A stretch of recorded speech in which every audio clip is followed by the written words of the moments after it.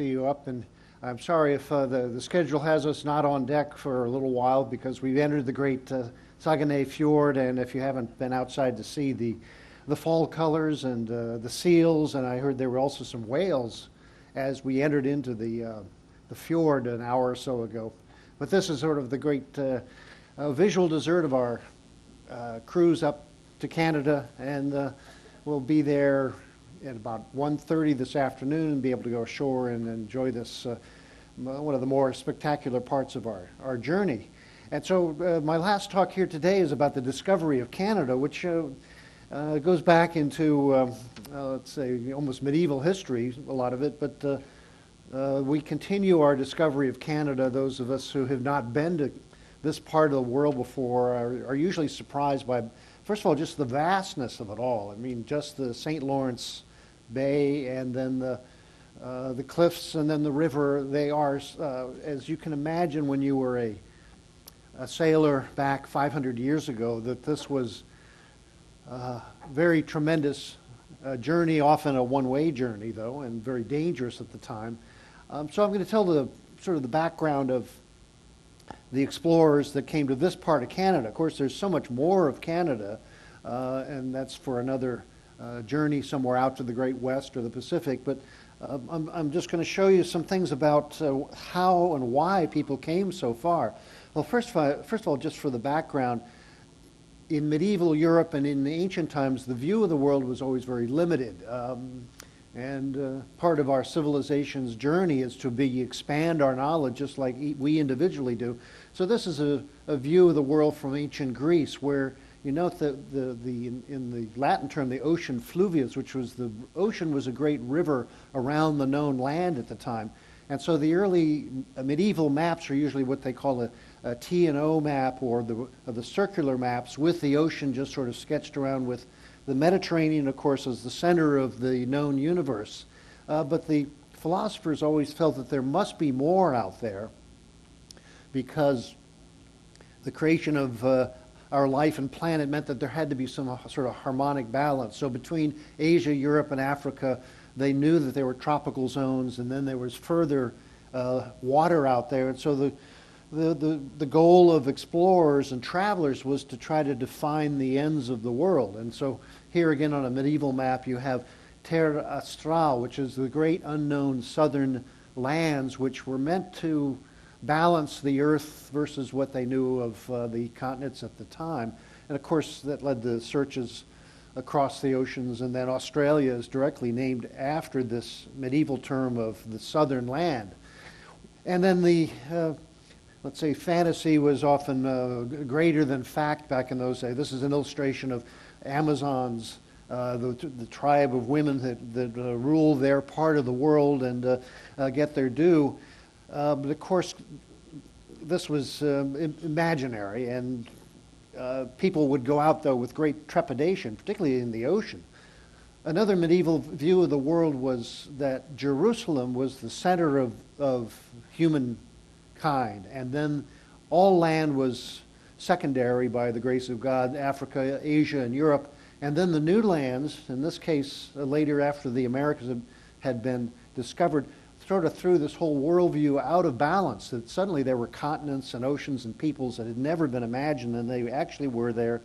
And then let's say the modern history began with the extension of our knowledge. This is a Ptolemaic map, which just shows Europe, the Mediterranean, Africa as an unknown continent around the tip of it. This is prior to the Portuguese going around Africa, and Asia extending out to an unknown degree, and then land just sort of drawn willy-nilly because they really didn't know.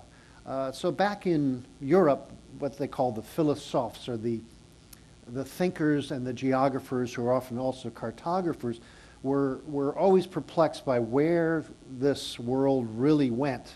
And particularly when the Ottoman Empire took Constantinople and closed the transit to Asia, that led Northern and Western Europe into study and then projection out into the Western Ocean, the Atlantic, and around Africa to try to break the blockades that were created for trade by the trouble in the Middle East.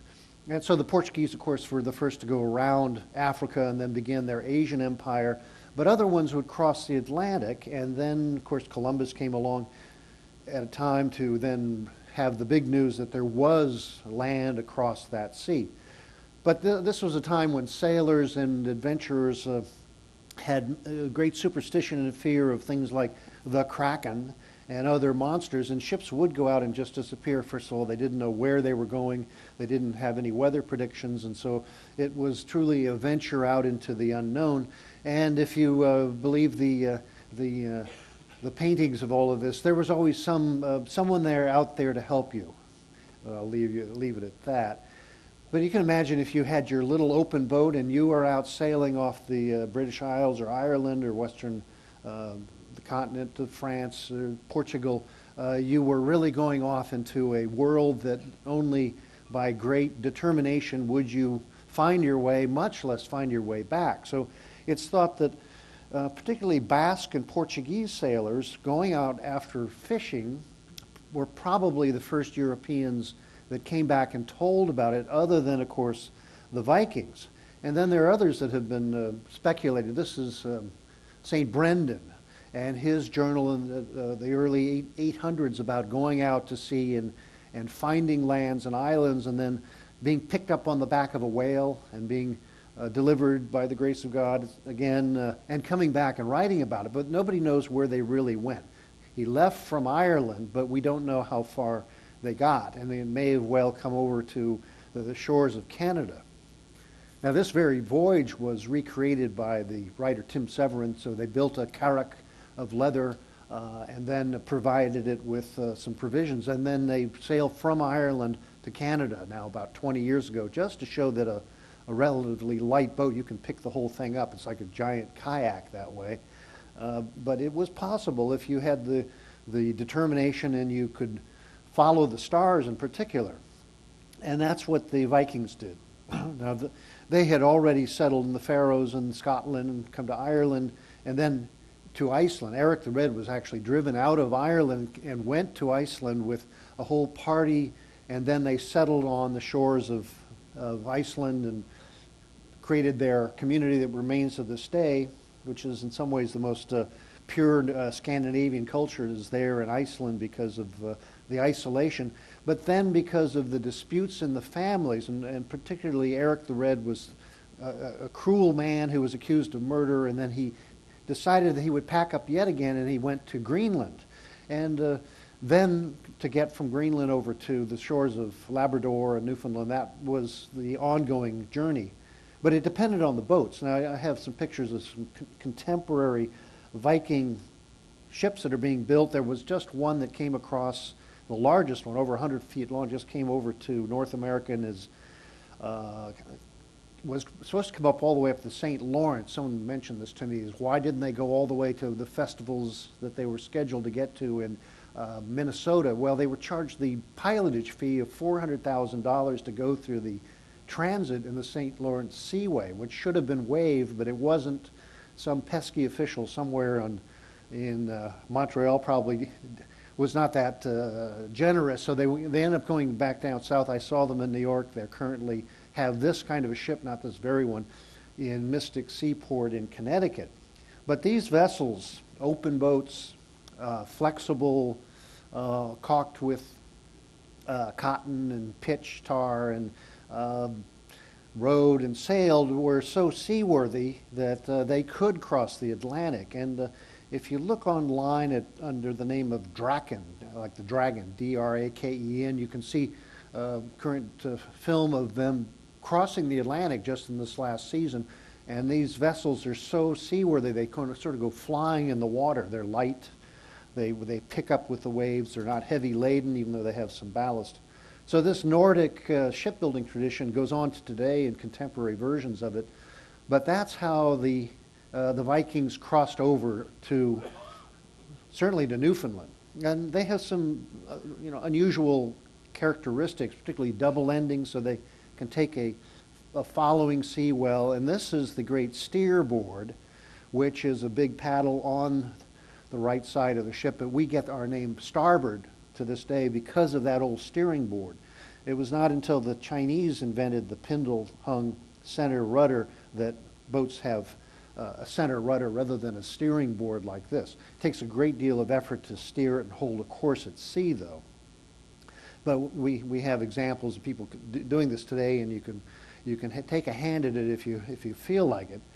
But it's not for pleasure as sailing. It's a tough job, and they crossed from Iceland over to Greenland, up near Baffin Island, then came down toward Labrador and Newfoundland. Anse Meadow is the archaeological site that has been proven to have been a Viking settlement. But you can imagine just on our voyage here, if there's bad weather, how do you find your way? A lot of it was coastal sightings and following of winds, watching the birds, reading the waves. But if you're really caught in the fog of the North Atlantic, how do you know which way you're going? And the Vikings used rudimentary celestial navigation, so on a clear day they would see which star was rising on what point in the horizon, and then they could get a rough judgment of their latitude. And they would follow a zenith star all the way from Norway to Iceland to Greenland, and then they could take that back. But if it was not clear weather, they had a sunstone, it's called, Sonstein in Norse.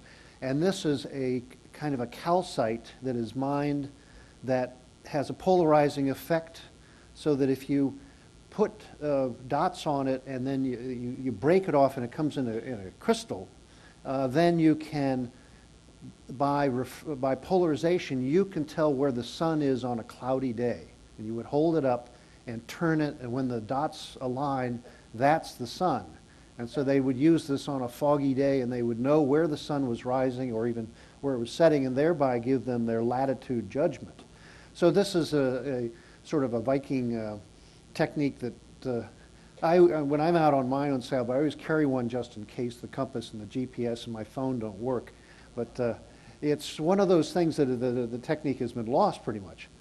But nonetheless, the Vikings certainly made it to Greenland and then to Newfoundland, and they may have gone farther. Leif Erikson in the saga is described as the son of Eric the Red. He left from Greenland, he came down the coast and finally settled people in Vinland, which has been debated where that is. Now, grapevines are not an Arctic plant. They are common, though, in Newfoundland and Nova Scotia. So it's thought that they kept going. And, of course, the archaeology is a very slow-paced effort. They just found more remains in Newfoundland. They think they'll eventually find some down the coast all the way to Cape Cod, perhaps. But this stone was unearthed in Greenland, and it was thought to be an instructional carving.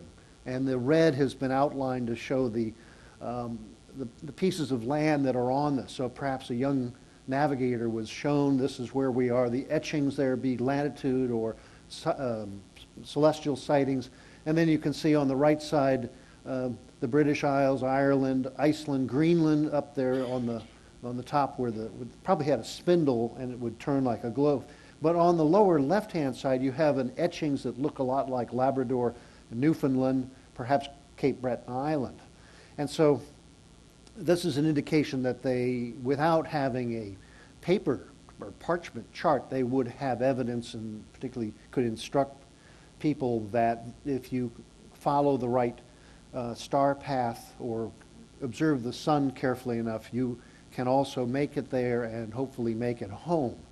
And later there was this publication of what they call the Vinland map, 1434, which again shows the coast of Canada. Greenland on the top, on the far left upper is Canada, and the shores where we have been. Now this is in the Yale Library, but it's been debated whether it was a copy or a fake, and it's still a debate among scholars whether this is truly a good representation of this voyaging that came over to this side of the Atlantic.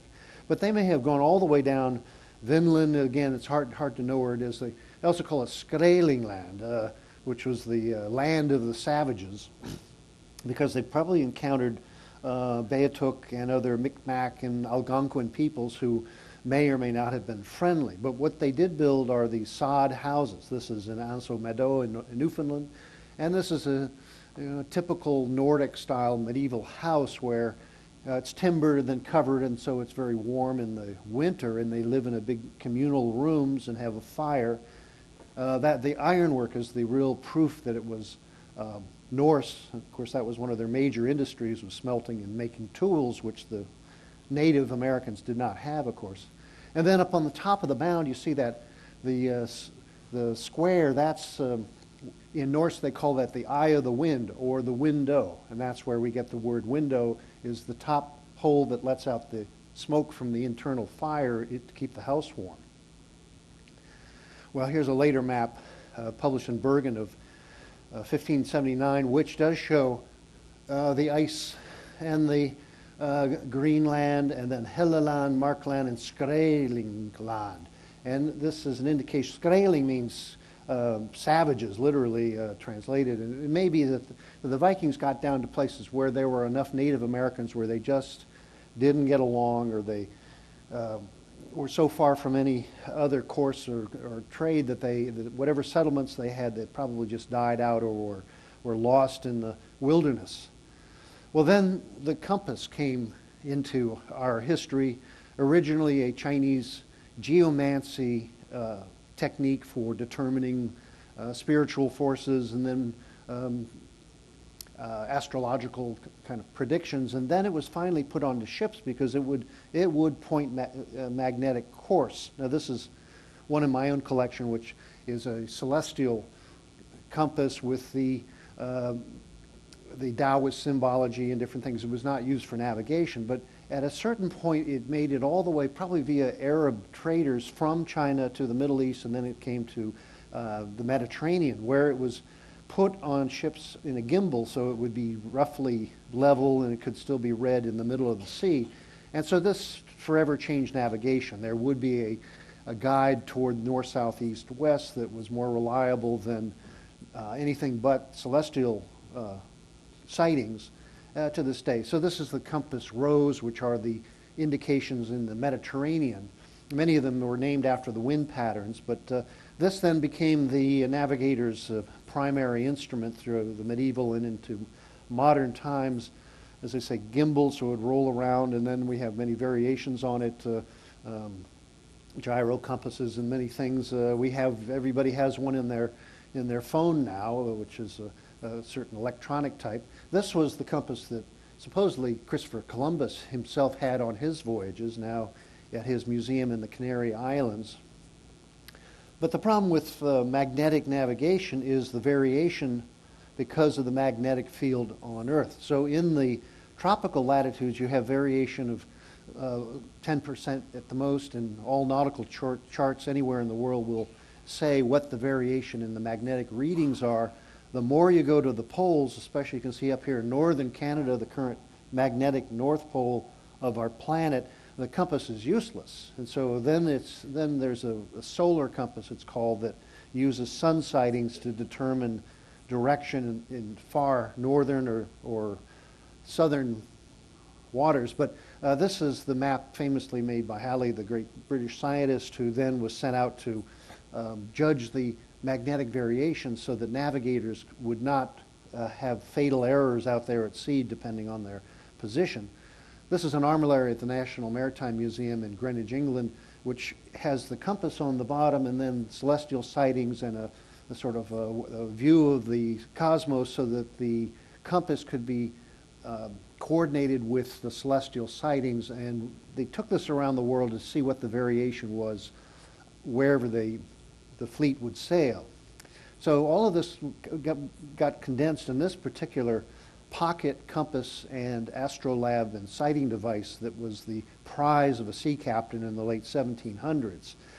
But the other problem, of course, was longitude. You may have read about this, that you could determine your latitude fairly well, you could determine your direction fairly well by your compass, but you often did not know how far east or west you were. And longitude was a serious challenge, including the wreck of Admiral Scoville's fleet off the south coast of England that led to the famous prize issued by Parliament to try to determine longitude. And then also to ally that with what we can observe of the sky and celestial navigation. This is a Arabic description of celestial studies and then also latitude and longitude, published in Baghdad in the 11th century. So some of this information was actually transferred via Arab scholars, and then it finally came into Latin, and then the development of the astrolabe, which again was an Arabic development that then was brought into Europe and became the sighting devices, the long staff, they call it, the hemispheric sighter, then the octet. Now we have the sextant, which is a handier device for sighting stars and planets, the moon, and then correlating that with your time and your position so that you can get a fix on your presence. Now this, again, was very good for latitude, but not for longitude. And that was usually determined just by dead reckoning or deduced reckoning. The actual term is where you keep a log to say how fast you've been going, for how long, and where you might be according to a primitive timekeeping, so that on every bridge there was a hourglass, of which we still have them for egg timers and things like that, some of us. But this is a medieval one, which would be fairly efficient at keeping time where it was made, depending on the sand and the material in it. But when it would go into the tropics, the humidity would change it. It was very inaccurate. And again, it led to a lot of speculation. There must be a better way to measure time, and that would then give you a far better idea of your longitude. This led, in that prize of the Admiralty, to John Harrison's Chronometer. And he was a clockmaker who thought that all you really need to do is make a time machine that will be accurate even though it's in different humidity or it's moving around on a ship. And so he invented the internal springs and pendulums that were then miniaturized. And then from his first one, 1729, he then developed the hand clock, or as we call it, the pocket watch. And so everybody, if you still wear these sort of things, this is directly related to the effort to tell time at sea, the chronometer. And then we still call it a watch, and even on the ship, the term is you keep a watch, which means you watch the clock. And now we're not using this these days except to get to dinner on time, but this is, again, a major development for navigation, that you could have a reliable measure of time, and then you'd get the contrast with Greenwich Mean Time, and then you could, by rudimentary mathematics, determine how far you had gone.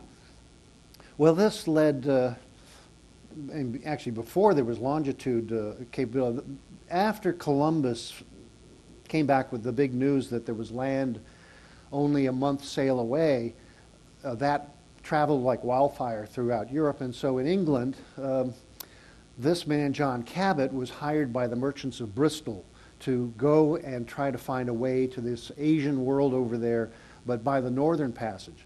Now, right at this time in 1496, of course, the Spanish had claimed the Americas. What they thought it was parts of Asia, and Columbus went to his death swearing that he was near Japan all that time. But Giovanni Caboto, who was from Venice, went to England and was engaged by the merchants to go find that land, but on the northern route. Whether or not they had intimation from Portuguese or Norse or however the rumors of the time was, he took 2 voyages sailing out of Bristol and then found Newfoundland. And it holds that name, the Newfound Land, just because that was the first British or English at the time discovery that would be important to the commerce for the nation. This is Henry the Seventh sending off Cabot and his crew on the Matthew. Now I know there's some people from Bristol here, and so perhaps you've gone for a tour on the reproduction of the ship itself out of Bristol Harbor. And so this was the first great exploring ship of the nation at the time. And he took his 2 trips, came back, and then by the second trip, the king himself invested his part in what was called the adventure. Now, we use the name adventure for sort of like exploring, but at the time it actually meant investment you take a venture like a venture capitalist. And the king took 1/5 share of the expedition, thinking there would be eventually silks and gold and Asian product if they just kept going and finding it. And so the spirit of adventure sort of infected all of Europe and then England, of course, too. And one of the captains later, Captain Hayes in 1583, he described, "It is better to adventure as becometh men than very miserably to live and die in a country pestered with inhabitants." Well, there weren't that many inhabitants back then compared to now. But anyway, this is sort of a fundamental part of humanity, is you want to go farther, see something you haven't seen, discover something. And we all do it on our own comfortable way these days, perhaps. But Cabot put up the flag of King George and claimed the Newfoundland for the crown. And it remained a crown British colony till 1947, when it joined the Confederation of Canada. Now, this is your reenactor event here. We don't have to get dressed up like that ourselves when we go, but this was one of the earliest maps of Newfoundland, which, as I described in previous talks, is a very rugged land with a lot of cliffs and very little opportunity for agriculture because it's very cold most of the time. And of course, what it really became was a great fishing ground. Now, after Cabot came back, his son was chartered with a larger fleet to go with colonists and settle and set up towns and truly colonize Newfoundland and whatever else they would find. But they went out and were never seen again. They probably went out into a terrible hurricane or something, and the whole fleet was lost, and there's no idea what happened to them. That was all too common back then. But what followed were the great fishing fleets. And so until just recent times, the Grand Banks and the Canadian Maritimes were and gone down into Massachusetts waters, are the richest fishing grounds in the world for hundreds of years, where there was always plenty of fish until modern trawlers came and swooped up the last of the large stock to the point now where there is no more commercial fishing for cod. There are other fish out there, but anyway, this was the great sort of like a gold rush. It was actually the primary food for much of Europe, fish and chips and bacalhau and all the rest of it. Well, the Portuguese came, but this is a monument that's actually in Halifax Harbor of Alveres Agundes, who was one of many Portuguese who came this way, but they did not settle. They, of course, had their greater empire in Africa and Asia all the way to Nagasaki, Japan. But they were here, and they came into this area, along with a few Spanish, along with Verrazzano, who was working under the pay of the silk merchants of Dieppe, France. And he came over in 1525 and sailed up the North American coast here, entered into the Chesapeake and New York Harbor. The great bridge is named after him now over the harbor that we went under on our trip. And then he came up and sighted Nova Scotia and Newfoundland. Now, he did not stay and settle, but he wrote a detailed description of this coast. And as Europe got this consciousness of this whole new world out here, this was one of the first world maps in this isographic pattern by Waldseemüller in Germany. And it was the first map to delineate all these different places. You can see on the far right it says America. So this is where the name America comes, and he is likely to have named it after Amerigo Vespucci, the Italian adventurer who had, of course, sailed down the South American coast mostly. But the cartography of this time is mostly fanciful. So in here, this is a Dutch map, 1597, where he called America or New India, with all these places that, well, he did call it New France up there where we are now, Norumbega, which is an odd name for New England at the time, and then all the western and northern land masses are just fanciful. And of course, as time went on, people found out just where they were eventually. But for the French, this is the great explorer that set up New France. Jacques Cartier, who sailed out of Saint-Malo in 1524, and he came in again with a royally financed expedition with cartographers. He drew this first map of Canada and wrote the name down for the first time. Canada being an Algonquin word meaning a village. So that's the heritage of the name of the nation now. But they went up the St. Lawrence. In this particular chart, west is to your right and south is up, which was a common way of making charts back in medieval times. And you see all the rhumb lines, which are courses to follow between certain points for sailors to keep an eye on. And here's, again, a very early map of New France with the French fleur-de-lis flying and all the islands. That's Newfoundland and where we are coming up to the narrow Saguenay, and you can see all the stockaded villages of the Algonquin and the Micmac people up further. And so as the French came in, they were the first to go upriver to found Quebec and then Montreal. Here again, another French map that is a little turned aside here and there with some islands that don't really exist, except you do have Terre de Breton, that's Cape Breton, Nova Scotia, Newfoundland, and then up into the Indian territories. Saguenay, that's actually another Indian word which means the river in the mountains, and then all the way up into the further river of interior Canada. And you may know this sad fellow Henry Hudson, who of course had set out under the Dutch East India Company to again find a way north around all of this land to get to Asia. And he did chart from the Labrador coast, Greenland, the Davis Strait, the Baffin Island, and then into Hudson Bay, which he called the Mare Magnum in Latin, to mean the Great Sea. And of course, that's a very vast piece of bay, salt water, but it is completely landlocked and then blocked by ice at the top of it. And so in 1611, when he went up there into the Hudson Strait and the Hudson Bay and ended up wintering over there, his crew mutinied, and they put him ashore and sailed back to England, which is one of the greater tragedies. The great explorer was left with his son and a mate in an open boat, and they perished up there. And you can see the look in his eyes. Why did I take a vacation to northern Canada in the winter? Well, that's the price of exploration. And there's been nothing found of him because he was just in a little boat. Whereas some other marine archaeology has recently found the two ships of the Franklin expedition, which was in the 1850s. Again, an attempt to find the Northwest Passage and chart the area. And that whole expedition also foundered in